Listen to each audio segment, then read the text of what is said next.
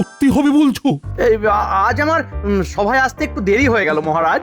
আসলে ভোরবেলা একটা স্বপ্ন দেখতে দেখতেই ঘুমটা ভাঙতে দেরি হয়ে গেল। ও, তুমিও স্বপ্ন দেখেছো? বলো কি? এরপরে যেন আবার বলবেন না যে আপনিও মহারাজের মতো তীর্থযাত্রায় যাওয়ার স্বপ্ন দেখছিলেন। তুমি কি করে জানলে গোপাল? আমি তো সত্যি সত্যি স্বপ্ন দেখলাম যে গিন্নিকে নিয়ে তীর্থ করতে যাচ্ছি। আচ্ছা, এটা না জানার কি আছে? আপনার তো সবকিছুই মহারাজের সঙ্গে মিলিয়ে মিলিয়ে করতে হয়। না না না, আমি অবাক হয়ে যাচ্ছি। দুজনে একই রকম স্বপ্ন দেখলাম কি করে? এবার তাহলে কি হবে? কি আবার হবে মহারাজ? আপনি তীর্থযাত্রায় গেলে সমস্যা তো কিছু নেই, সবাই মিলে ঠিক চালিয়ে নেওয়া যাবে। তাহলে মন্ত্রী এখানেই থাকবে বলছো? মন্ত্রী মশাই আর কোথায় যাবেন? উনি তো নিজেই বলেন যে কর্মই ওনার ধর্ম। তাহলে কর্মস্থানই ওর তীর্থস্থান। ও, গোপাল তো আচ্ছা প্যাঁচ মারছে। প্যাঁচে ফেলে মাঝখান থেকে আমার তীর্থযাত্রাটাই তো কেঁচিয়ে দিচ্ছে। গোপাল, তোমার বিশ্লেষণে আমি মুগ্ধ। আমি তাহলে কালই মহারানীকে নিয়ে তীর্থযাত্রায় যাচ্ছি। এদিকে তো যা হলো তা হলো, মাঝখান থেকে আবার মাসখানেকের জন্য কাজ বেড়ে গেল। কোথায় আবার কি কাজ বাড়ালে শুনি? মহারাজ মহারানীকে নিয়ে তীর্থ করতে যাচ্ছেন, এদিকটা তো তাহলে সবাই মিলেই চালাতে হবে।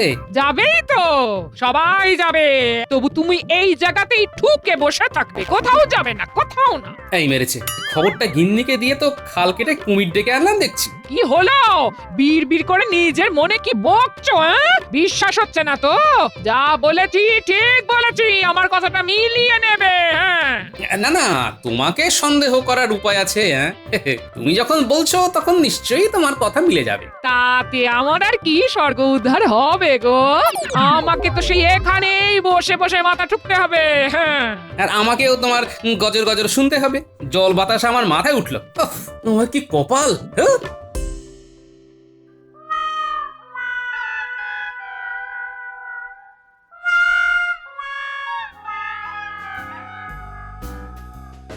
ও, কপাল করে একখানা গিন্নি পেয়েছিলাম বটে। ঘরে ঢুকতেই কেমন জল বাতাসা নিয়ে হাজির। জল বাতাসে পরে খাবে, পরে খাবে, আগে বলো তীর্থযাত্রার কি হলো? তীর্থযাত্রা? এই না মানে সে তো মানে ওই তো মানে মানে যাওয়া হচ্ছে না, তাই তো? হ্যাঁ, কি করে যে কি হয়ে গেল। মহারাজ আর আমি দুজনে একই স্বপ্ন দেখলাম। মহারাজ তীর্থ করতে চলে গেলেন, আর তাই আমাদের যাওয়াও হলো না। সব ওই গোপালের জন্য। ওই তো তালে গলে যাওয়াটা আটকে দিল। মহারাজকে ঠিক বুঝিয়ে দিল যে তীর্থ করতে আমার কোথাও যাওয়ার দরকার নেই। বেশ তো, তাহলে তুমি গোপালের কথাই শোনো, আমাদের স্বপ্নের তো কোনো দামই নেই। এই ভেবে না না না না না, এইভাবে বলো না গিন্নি। আমিও ঠিক করে নিয়েছি, তোমাকে নিয়ে আমি তীর্থ করতে যাবই যাব। কি করে যাবে? কথাতেই তো আছে, চাষি গেল ঘর লাঙল তুলে ধর। মহারাজ যখন চলেই যাচ্ছেন তখন আমার এখানে বসে থাকতে বই গেছে। আর কেউ যদি কিছু সন্দেহ করে তবে?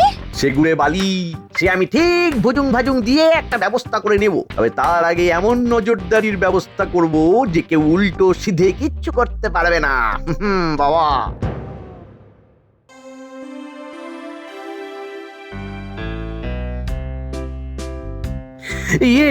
পালকি তৈরি হয়ে গেছে মহারাজ। আপনি আর রানীমা এসে বসুন।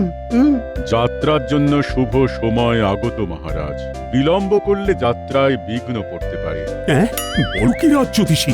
বলছিলাম কি, ওই যাত্রা শুরু করার আগেই বিপদের কথা বলে মহারাজকে বিচলিত করা কি উচিত হচ্ছে? আচ্ছা, সে যাই হোক, তবে যাত্রা শুরু করার আগে একটা কথা বলে যাই। হ্যাঁ, বলুন না মহারাজ, বলুন। আপনি যেমন বলবেন তেমনটাই তো হবে।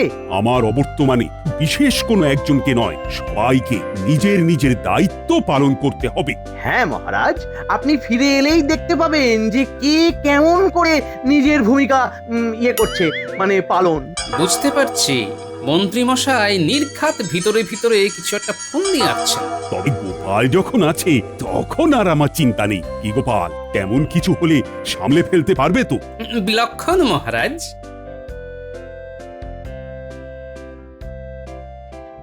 গোপাল বলছে আর তোমরাও হাঁ করে ওর কথা শুনছো।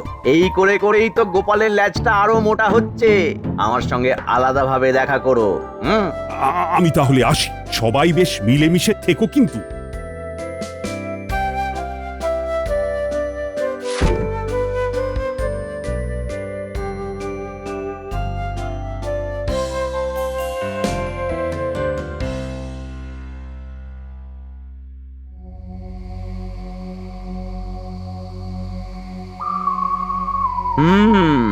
দেখাচ্ছি দেখাচ্ছি গোপালের কত পোয়া বারো হয়েছে দেখাচ্ছি। কি দেখার কথা বলছেন মন্ত্রী মশাই? দেখতে হবে নাকি দেখাতে হবে, কি করতে হবে সেটা খালি বলুন। তোমার তো মুখে নং মারিতং জগৎ, আমি বললে তারপরে বুঝবে। দেখতে পাচ্ছ না, দেখতে পাচ্ছ না গোপাল আমাদের ছেড়ে কেমন নিজের একটা দল বানাচ্ছে? এর মধ্যে নিশ্চয়ই গোপালের কোনো উদ্দেশ্য আছে। আছেই তো, আছেই তো। আর সেটা ধরার জন্যেই আমি কয়েকদিনের জন্য গা ঢাকা দেব ভাবছি। এই মরেছে, আপনি গা ঢাকা দিলে ধরবেটাকে? সেই পরিকল্পনাও আমার করা হয়ে গেছে। যে কটা দিন আমি থাকবো না সেই সময়ে সেনাপতি তুমি বিজ্ঞানী আর বৈদ্যের গতিবিধির ওপর নজর রাখবে, আর পণ্ডিত তুমি নজর রাখবে গোপালের ওপর। আর কবি কি করে সেটা দেখার জন্য বটা ঘটা তো থাকছেই। আপনার কোনো চিন্তা নেই মন্ত্রী মশাই, আমরা একেবারে বাড়াবাড়ি রকমের নজরদারি করব। হ্যাঁ,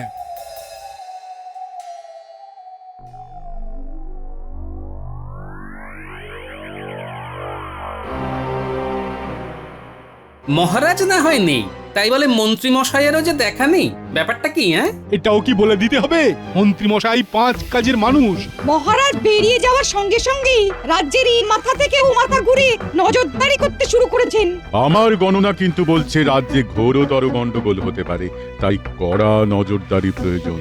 সে তো বটেই, মন্ত্রী মশাই তো আগে থেকেই সেটা আঁচ করতে পেরেছেন। আর তাছাড়াও গোপাল তো বলেছে সবাইকে নিয়ে চালিয়ে দেবে, তাই চিন্তা কি আছে? হ্যাঁ, তবে পণ্ডিত মশাইয়ের কথা শুনে যেন মনে হচ্ছে ভেতরে ভেতরে মন্ত্রী মশাইয়ের সঙ্গে ভালো মতোই যোগাযোগ আছে। আমরা তবে দিয়ে মনোপ্রাণ রাজ্যের করি রক্ষা, রাজ্যবাসীর করি কল্যাণ। আমরাও তবে অপেক্ষা করব, আর কোথায় কখন কি হয় সেই ব্যাপারে নজর রাখব। হ্যাঁ হ্যাঁ, সে তো নজর রাখতেই হবে। তলে তলে কিছু যে একটা হচ্ছে সেটা তো বোঝাই যাচ্ছে।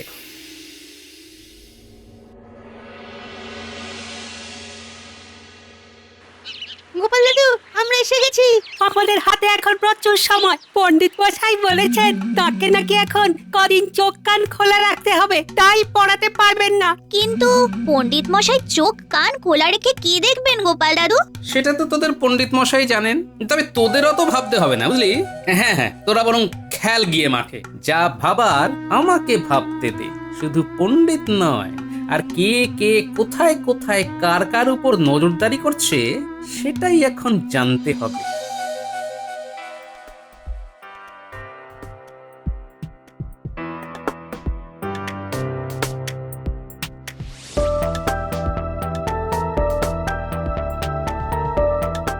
বৈদ্য ভেবেছে ও কি করছে আর কোথায় যাচ্ছে কেউ কিছুই টেরটি পাবে না।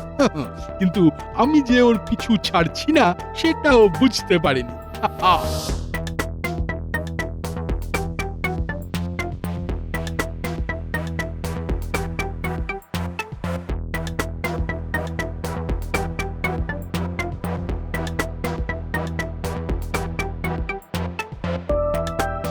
আরে আরে, ব্যাপারটা কি? সবাই মিলে বৈদ্যকে এসে ঘিরে ধরলো কেন? মনে হচ্ছে বৈদ্য নির্ঘাত কোনো ঘোট পাকাচ্ছে। যাই হোক, একটু সামনে থেকে গিয়ে আড়ি পাতি। বেশ তো, তোমাদেরও কথা শুনলাম, দেখি এরপর কি ব্যবস্থা করা যায়। আমি জানি আপনি নিশ্চয়ই একটা কিছু ব্যবস্থা করবেন। ব্যবস্থা করবে? করাচ্ছি ব্যবস্থা।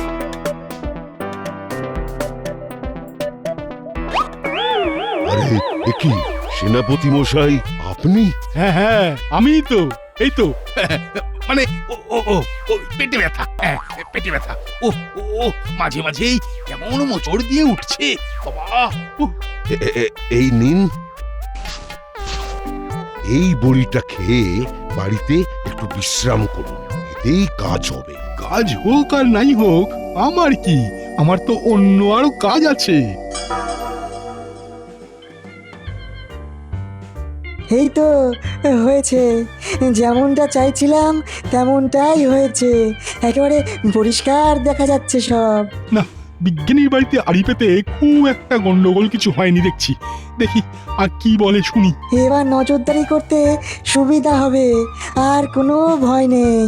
মনে হচ্ছে মহারাজের তীর্থযাত্রা করে ফিরে আসার ভয় পাচ্ছে, তার আগেই নির্ঘাত কাজ গুছিয়ে নিতে চায়। ঠিক জায়গায় বসিয়ে দিতে পারলেই কাজ হবে। তুমি নিশ্চিন্তে থাকো, আমি থাকতে সেই কাজ নির্ঘাত কেঁচিয়ে যাবে। হ্যাঁ,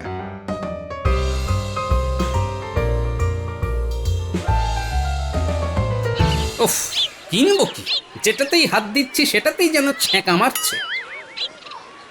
এই যে ভাই, দাও তো দেখি সব রকম একটু একটু করে। ভয় নেই গোপাল দাদা, তোমার থেকে বেশি নেব না, একেবারে কেনা দামে দিয়ে দেব। ওই তো গোপাল নিজের তালে বাজার করছে। গোপাল কোথায় যাচ্ছে, কি করছে, সব আমি ঘুরে ঘুরে দেখবো।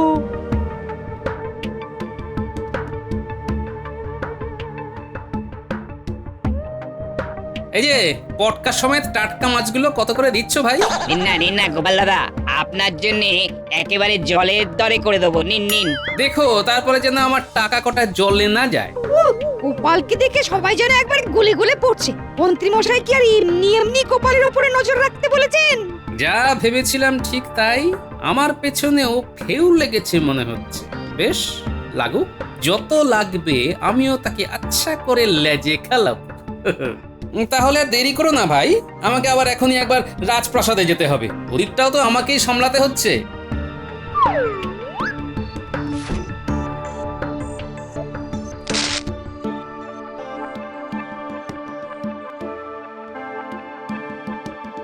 এই তো লেজে খেলছে। এসো পণ্ডিত, তোমায় আরেকটু খেলাই। সেই তখন থেকে একই খেলা খেলতে আর ভালো লাগছে না। এর থেকে যদি গোপাল দাদুর কাছে বসে গল্প শুনতাম তাহলে ঢের ভালো হতো। ওই গুলটেটাই তো খেলবো খেলবো বলে হাঁপাহাঁপি করলো। ও, এখন সব দোষ আমার না, তোরা যেন খেলিসনি। আহারে, খেলে খেলে বুঝি তোমরা বিরক্ত? সময় কাটানোটা কি শক্ত। এটা একদম ঠিক কথা, সময় যেন আর কাটতে চাইছে না। তবে কি তোমরা চাও একটু অন্যরকম ভাবে সময় যাবে কেটে? তাহলে তো ভালোই হয়। তবে এসো, কানে কানে কিছু বলি, একটু অন্যরকম ভাবেই না হয় খেলি। দেখেছিস ঘটা কাণ্ডখানা কি হচ্ছে? বেশ বুঝতে পারছি, কবি কিছু একটা ফন্দি আঁটছে। মন্ত্রী মশাইয়ের সন্দেহটাই তাহলে ঠিক হলো। তা বললে বাচ্চাগুলোরও মগজ ধুলাই করছে? না না না না না না, কিছুতেই ওর পিছু ছাড়া যাবে না। ওমা, ওরা কারা? সে যাই হোক, আমরা কি পড়বো তবে ধরা? না বাবা না। না না, এইভাবে ছড়িয়ে রাখলে হবে না, এবারে জাল গোটাতে হবে। ও গোপাল ভাই, গোপাল ভাই, বাড়ি আছো নাকি? আছো নাকি ঘরে? আরে আরে, ব্যাপার কি? শুধু কবি নয়, সঙ্গে একেবারে রাজবৈদ্য হাজির যে। গোপাল, আমাদের ওপরেও নজর রাখা হচ্ছে। উমা, আমার কিন্তু ভীষণ ভয় হচ্ছে। হ্যাঁ, ভয়ের কি আছে? সেটা তো আমার উপরেও রাখা হচ্ছে। চিন্তার কিছু নেই, যেমন চলছে চালিয়ে যাও। হ্যাঁ হ্যাঁ হ্যাঁ, যেমন পারছি চালিয়ে যাচ্ছি। এই তো ভাদ্র মাস পড়তে না পড়তেই আমার বাড়ির লাগোয়া ওই পশ্চিম পাড়ার লোকজন এসে ধরেছিল সেদিন ওই রাস্তায়। আমার কি আর ছেড়ে থাকার উপায় আছে? এদিকে বাচ্চারাও এত মজা পেয়ে গেছে যে তারা আর পিছু ছাড়বে না আমার। ওদের শুধু আমাকেই দরকার। মহারাজ আর মন্ত্রী না থাকায় আমাকেও কিছু দায়িত্ব সামলাতে হবে। তবে যা হচ্ছে ভালোই হচ্ছে, তাই জোরে নয়, কানে কানে কিছু বলি, শোনো।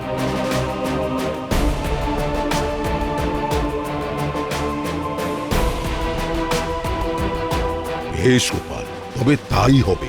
খালি ভাবি এবার কি মজা হবে। যা হবার কাল সকাল 10টায় রাজপ্রাসাদের সামনে হবে।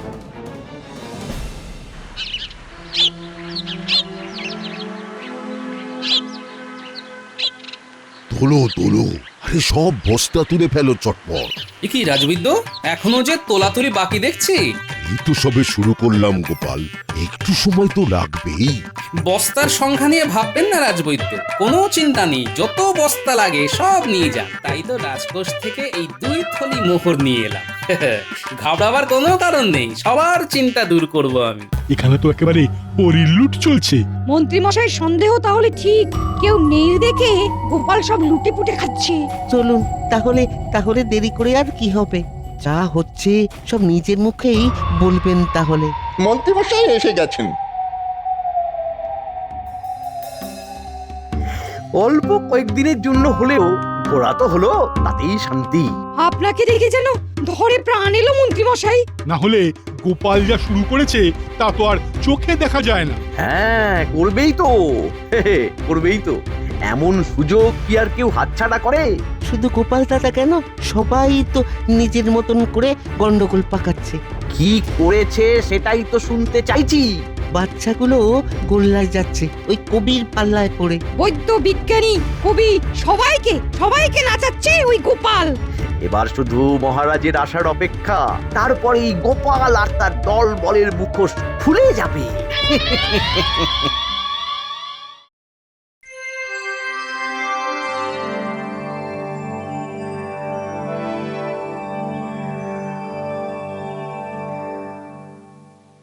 ওহ, আবার কদিন বাদে কৃষ্ণনগরে ফিরে এসে আর তোমাদের সবাইকে দেখে বড্ড ভালো লাগছে। আমাদের তো আর তীর্থ করা ভাগ্যে নেই, তাই আপনার তীর্থযাত্রার গল্প শুনেই না হয় দুধের স্বাদ ঘোলে মেটাই। হ্যাঁ, তবে তার আগে মহারাজও শুনুক তুমি কেমন ভাবে সবার মাথায় ঘোল ঢেলেছো। তার মানে তেমন কোনো গোলমাল হয়েছে নাকি এই কদিনে? সব শুনলে মহারাজ আপনার চোখ কপালে উঠবে। গোপাল অবস্থার সুযোগ নিয়ে রাজকোষ থেকে অর্থ সরিয়েছে, পণ্ডিত সাক্ষী আছে। বলো কি?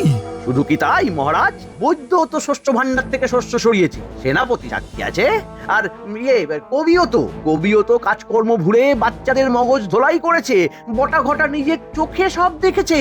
না না, ব্যাপারটা ঠিক কি হয়েছে আমাকে জানতেই হবে। তবে বলি, পণ্ডিত মশাই গোপালের উপর নজরদারি করবেন বলে পাঠশালায় দিলেন ছুটি। তাই আমি বাচ্চাদের নিয়ে নদীর পাড়ে বসে আঁকা শিখিয়েছি, রচনা লেখা শিখিয়েছি। সে কি ভুল নাকি মিছিমিছি? এটুকু না করলে যে বাচ্চাদের ক্ষতি হতো মহারাজ। না না না না না না, এই কাজে তো কোনো অন্যায় নেই। আমি বা কোথায় অন্যায় করলাম মহারাজ? পশ্চিম পাড়ায় ভাদ্র মাসে অন্নকূট হয়, নরনারায়ণ সেবার জন্যে আপনি তো প্রতিবারই ওদের চাল ডাল এসব দেন। তাই এবার আমি নিজে উদ্যোগ নিয়ে চাল আর ডালের ব্যবস্থা করে দিয়েছি, না হলে যে মহারাজের সম্মানহানি হতো।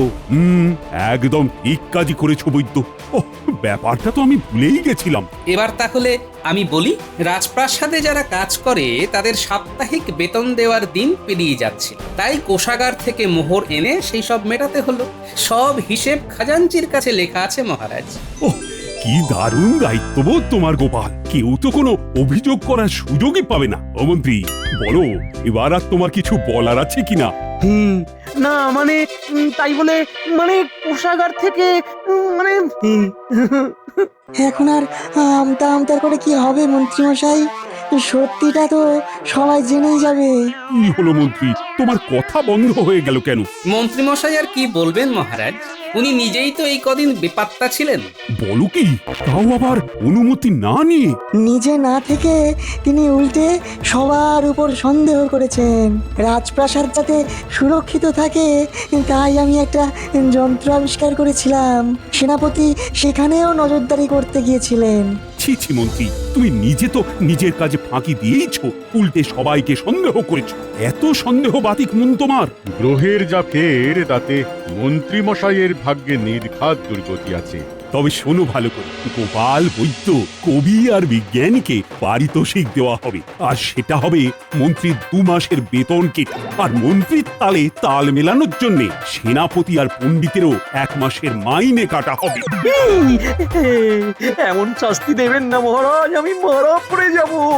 এমন শাস্তি দেবেন না। আমাদের ছেড়ে দিন মহারাজ, আমরা তো শুধু মন্ত্রী মশাইয়ের কথা শুনে কাজ করেছি মাত্র। তাতেই ফাঁদে পড়েছি। কোনো কথা হবে না, এবার শুধু কথা মতন কাজ হবে। লঘু পাপে এমন গুরুদণ্ড